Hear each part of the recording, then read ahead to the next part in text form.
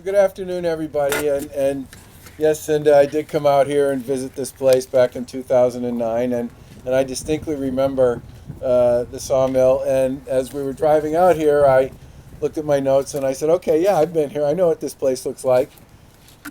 And I got out of the car, and the sawmill was gone. You guys have been busy.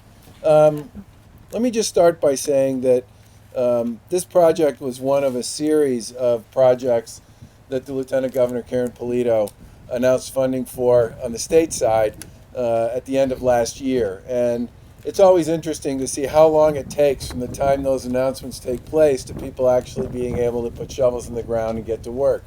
And I just want to say to all of you that you clearly did a ton of pre-work in anticipation of that, because you are one of the first ones, congratulations, Howard, to break ground here on that series of rounds that were announced back in December. And I think that speaks to what was already said here by Dara and by Doug and by Cinda, is that folks really thought hard about how they wanted to provide the highest and best use for this particular space in this particular community.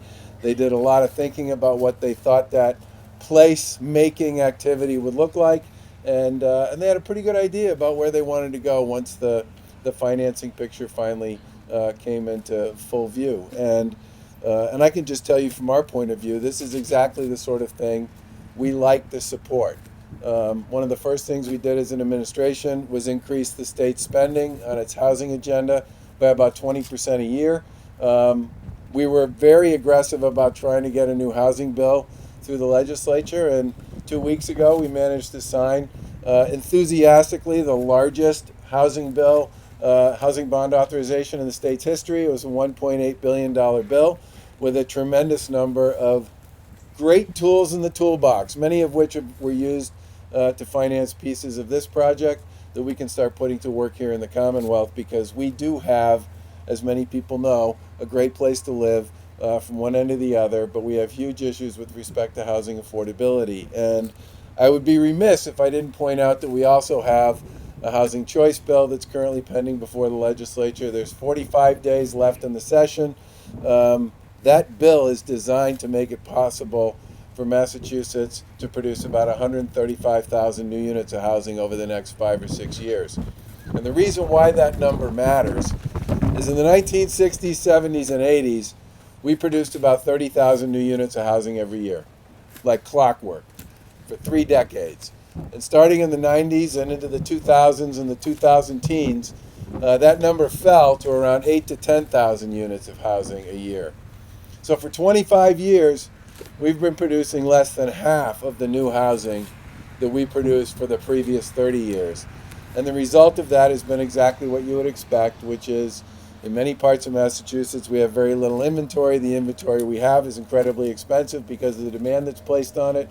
And it's made very hard for seniors and for young people and for moderate income and even middle income families to find a place that they can call home. So if you have a minute and an opportunity over the course of the next week or two to reach out to your legislators and to say, sure be nice if you could pass that housing choice bill to go along with all the other good stuff we're doing on housing, that would be terrific. The final thing I want to say is how much we appreciate the creativity and the opportunity that is pursued by strong leadership at the local level, working with great partners.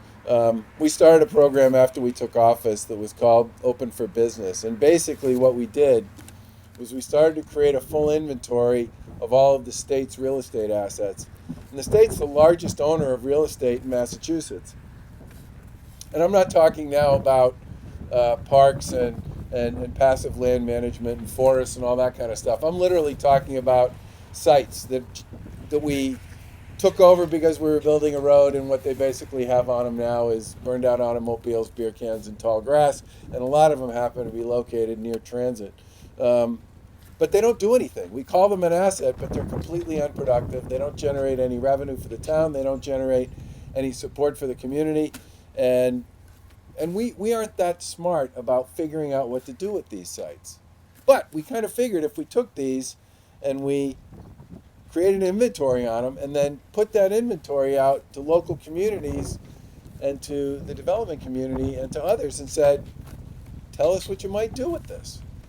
People would come up with some interesting ideas on how to put that property to work. And over the course of the past 3 years, we've put about 150 properties that were just empty, and they're all over the Commonwealth, back into productive use. And many of them have been put back into use to do affordable housing and mixed-use development, and projects like that. And this project in particular reminds me of that initiative, because this is a complete reimagination of how this site, at this point in time and into the future, should be designed to support this community and its future. And I take tremendous satisfaction in having an opportunity to come see a place like this, to hear people talk about the process they went through, and to recognize and understand that these are the kinds of things that we as a Commonwealth should be supporting, so that folks at the local level have the capacity and the opportunity to do what makes the most sense for their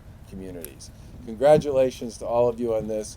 I hope I have a chance to come back at some point and cut the ribbon when the whole thing's done and it's all set and ready to go and people are set to move in and make this their new home. And I'm sure for the folks from Jake's, this will be a great boon to your business. Gentlemen, take care. Thank you.